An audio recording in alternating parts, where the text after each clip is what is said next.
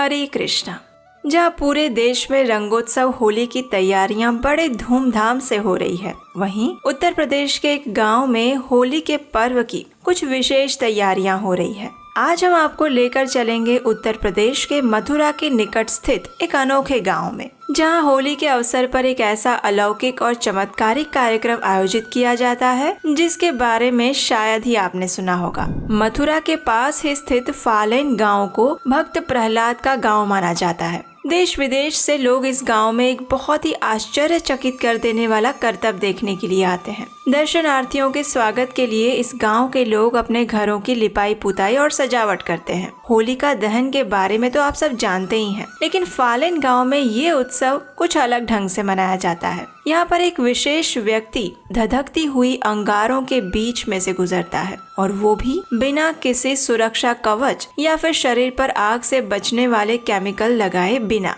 जी हाँ, बिल्कुल सही सुना आपने। और इतना ही नहीं, जब वह अग्नि से बाहर आता है तो उसका एक बाल तक झुलसा नहीं होता। और यदि अभी भी आपको हमारी बात पर विश्वास नहीं हो रहा है, तो आप होली के उत्सव पर स्वयं इस गांव में जाकर अपनी आंखों से ये दृश्य देख सकते हैं। हर साल इस गांव में अग्नि से गुजरने का ये कार्यक्रम आयोजित किया जाता है। इस गांव में पंडा परिवार के 20-30 घर हैं, जो कि बड़े ही विशेष है। केवल इसी परिवार के सदस्य ये अद्भुत कार्य कर सकते हैं। हर बार होली से पहले पंचायत में ये तय किया जाता है कि इस साल जल्दी हुई होली में से कौन निकलेगा। जल्दी होली से निकलने वाला पंडा 1 महीने पहले ही अपना घर छोड़कर लोगों के साथ पूरे गांव की परिक्रमा करता है, होली के स्थान की पूजा करता है और गांव में स्थित प्रहलाद मंदिर में तपस्या करनी शुरू कर देता है। फलाहार करता है और भूमि पर सोता है। इस प्रकार 1 महीने के अंतराल में वह अपने आप को इस कठिन अग्नि परीक्षा के लिए मानसिक, शारीरिक और आध्यात्मिक रूप से तैयार करता है।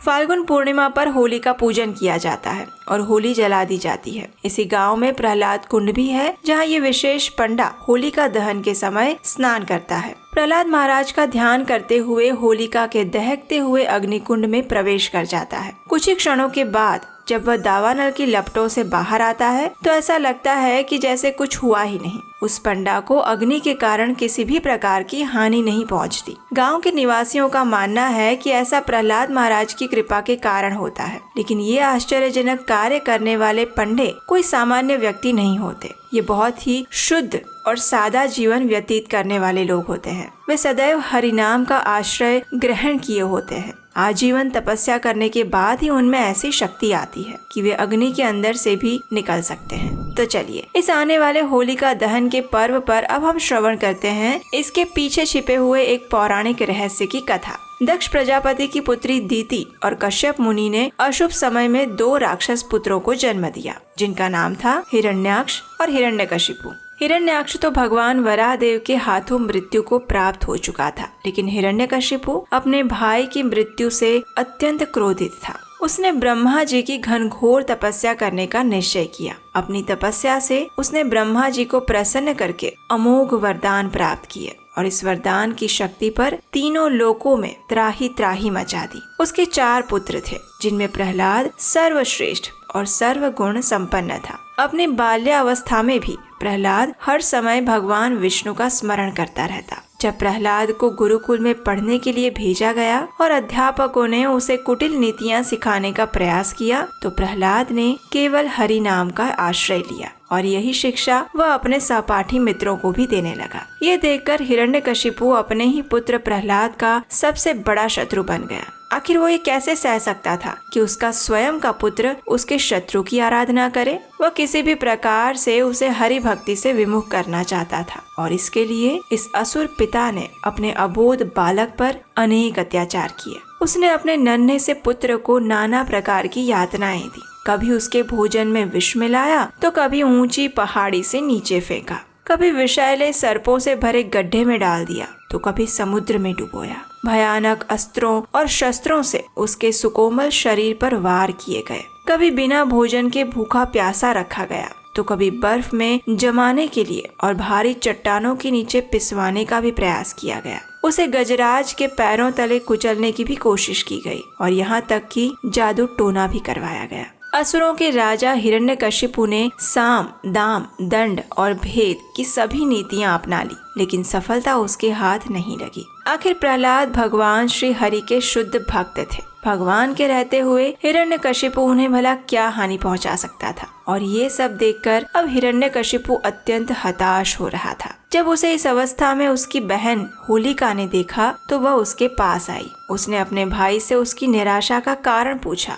जब हिरण्यकशिपु ने अपनी बहन को सब कुछ बताया तो उसने कहा, अरे भैया, बस इतनी सी बात, आप तो यूं ही परेशान हो रहे हैं। आपकी ये बहन किस दिन आपके काम आएगी? एक समय मैंने ब्रह्मा जी की तपस्या करके उन्हें प्रसन्न किया था और उनसे एक बहुमूल्य वरदान प्राप्त किया था। ब्रह्मा जी ने मुझे वरदान दिया था कि यदि मैं किसी भी कारण से अग्नि के संपर्क में आ जाऊं तो भी अग्नि मुझे नहीं जला पाएगी। तो क्यों ना मैं प्रहलाद को अपनी गोद में लेकर बैठ जाऊं? वरदान के कारण मेरा तो बाल बांका नहीं होगा, लेकिन अग्नि के कारण प्रहलाद का अंग अंग जलकर भस्म हो जाएगा और फिर आपकी सारी समस्या हल हो जाएगी।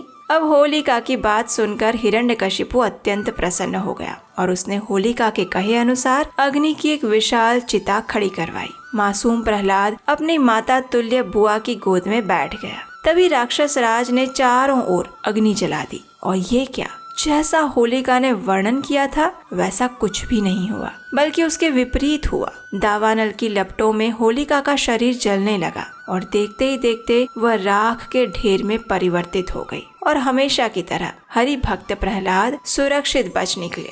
अब इसमें सोचने वाली बात यह है कि आखिर ब्रह्मा जी का ये वरदान मिथ्या कैसे हो गया। तो देखिए, जब होलिका आग में झुलस रही थी तो उसने ब्रह्मा जी का स्मरण करके यही प्रश्न पूछा था। उसने कहा, हे ब्रह्मदेव, मुझे तो आपने वरदान दिया था कि ये अग्नि मुझे जला नहीं पाएगी, फिर मैं क्यों जल रही हूँ? तो ब्रह्मा जी ने उसे बताया कि उनका ये वरदान केवल उसे अपनी आत्म रक्षा के लिए दिया गया था, निरपराध प्राणियों पर अत्याचार करने के लिए नहीं। और इस प्रकार क्योंकि होलिका ने अपने वरदान का गलत उपयोग किया, इसलिए उसका वरदान उसकी रक्षा नहीं कर पाया। इसी प्रसंग से प्रेरित होकर होलिका दहन की रीति आरंभ हुई, जिसमें प्रत्येक वर्ष फाल्गुन मास के शुक्ल पक्ष की चतुर्दशी की रात्रि में हम होलिका दहन करते हैं। वास्तव में होलिका हमारे अंदर छिपे हुए अनर्थ और बुरे भावों का प्रतीक है। इसलिए होलिका दहन भी हमें यही संदेश देता है कि हमें अपने मन के विकारों जैसे कि काम, क्रोध, लोभ, मोह, मद,